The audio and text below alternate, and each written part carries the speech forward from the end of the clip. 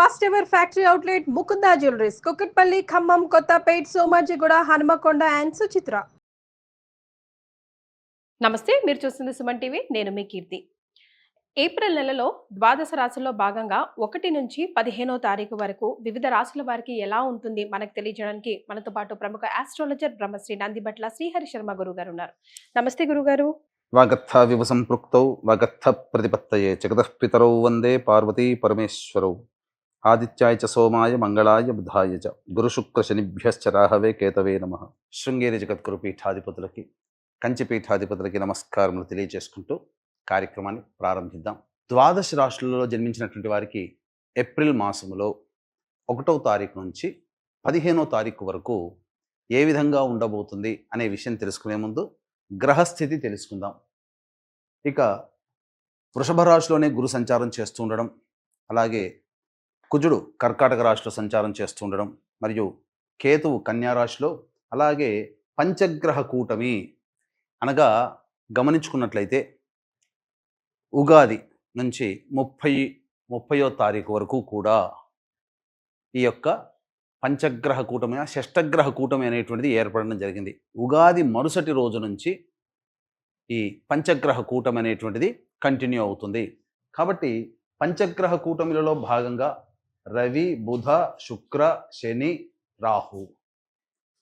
కాబట్టి ఈ 5 గ్రహాలు అనేటువంటివి ఈ యొక్క మీనరాశిలోనే సంచారం చేస్తున్నాయి. ఈ కారణం చేత 12 రాశులలో జన్మించినటువంటి వారికి గ్రహస్థితిగతులు ఈ ఏప్రిల్ 1వ తారీఖు నుంచి 15వ తారీఖు వరకు ఏ విధంగా ఉండబోతుందో తెలుసుకుందాం. ప్రత్యేకించి మహిళలకి కూడా ఏ విధంగా ఉండబోతుందో తెలుసుకుందాం. కుంభరాశి వారికి ఎలా ఉంటుంది గురుగారు? ఏప్రిల్ 1st to 15th కుంభరాశి వారు చాలా యాంగ్జైటీగా ఎదురు చూస్తూ ఉంటారు. సో మన వారి కోసం ఏం చెప్తారు? ద్వాదశ రాశుల్లో భాగంగా 11వ రాశి అయినటువంటి కుంభరాశిలో జన్మించినటువంటి వారికి ఏప్రిల్ 1వ తారీఖు నుంచి 15వ తారీఖు వరకు ఏ విధంగా ఉండబోతుందో తెలుసుకునే ప్రయత్నం చేద్దాం. ముఖ్యంగా ఈ యొక్క కుంభరాశిలో జన్మించినటువంటి వారికి ఏలిన నాడు శని ప్రభావం, జన్మశని ప్రభావం నుంచి కుటుంబ శనికి ప్రభావం మారింది. అయితే ప్రధానంగా చూసుకున్నట్లయితే 4థ స్థానంలో గురు సంచార ప్రభావం, ఇది సామాన్యమైనటువంటి ఫలితాలను ఇస్తుంది.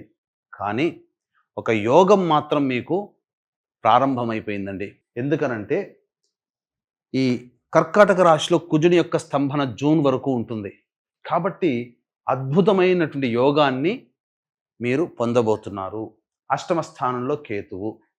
అయితే వెరసి చూసుకుంటే ఈ సంబంధించినటువంటి ఒక 2 గ్రహాలు తప్ప మిగతా అన్ని గ్రహాలు కూడా అనుకూలంగా లేవు.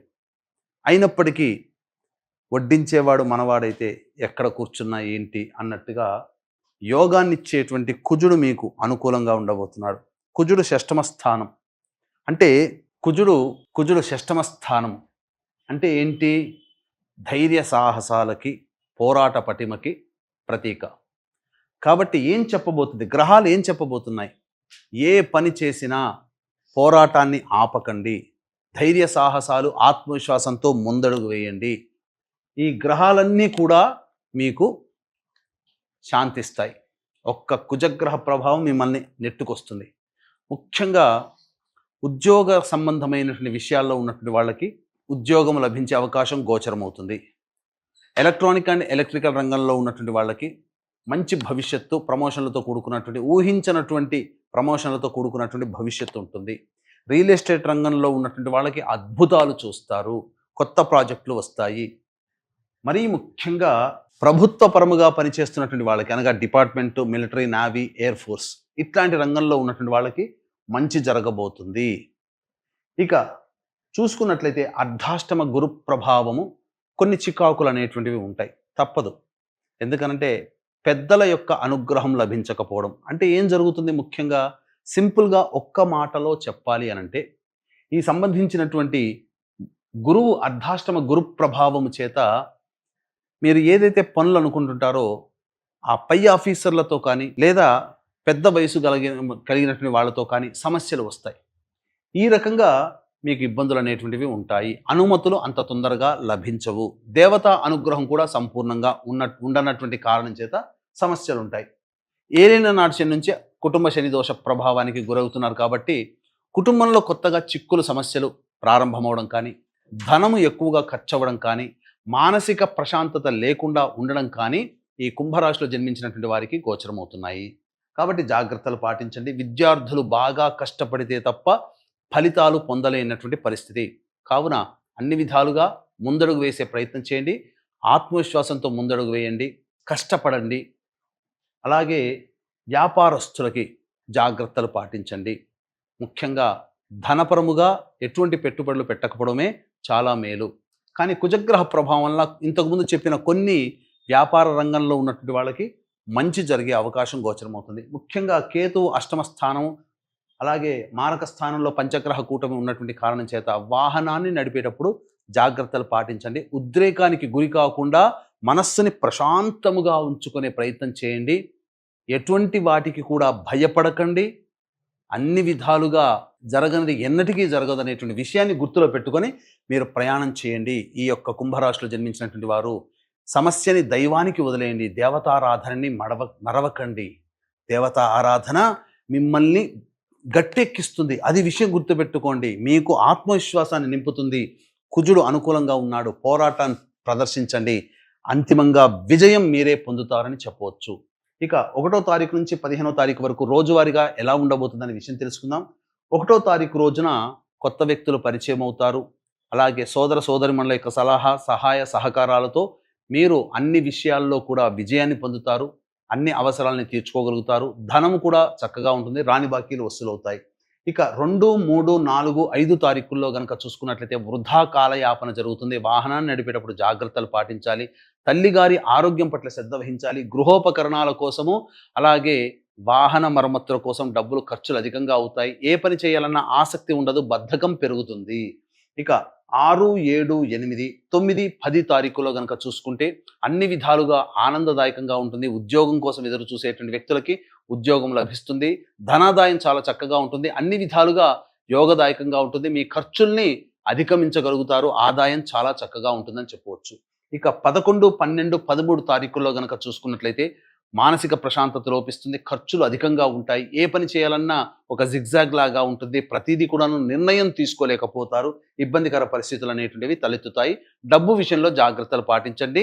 మీ యొక్క విలువైన వస్తువులు కానీ డబ్బు కానీ కోల్పోయే అవకాశం గోచరమవుతుంది. ఇక 14, 15 తారీఖుల్లో కనుక చూసుకున్నట్లయితే సంతాన మూలకంగా ఖర్చులు, సంతాన మూలకంగా విభేదాలు పెరుగుతాయి. కాబట్టి జాగ్రత్తలు పాటించండి.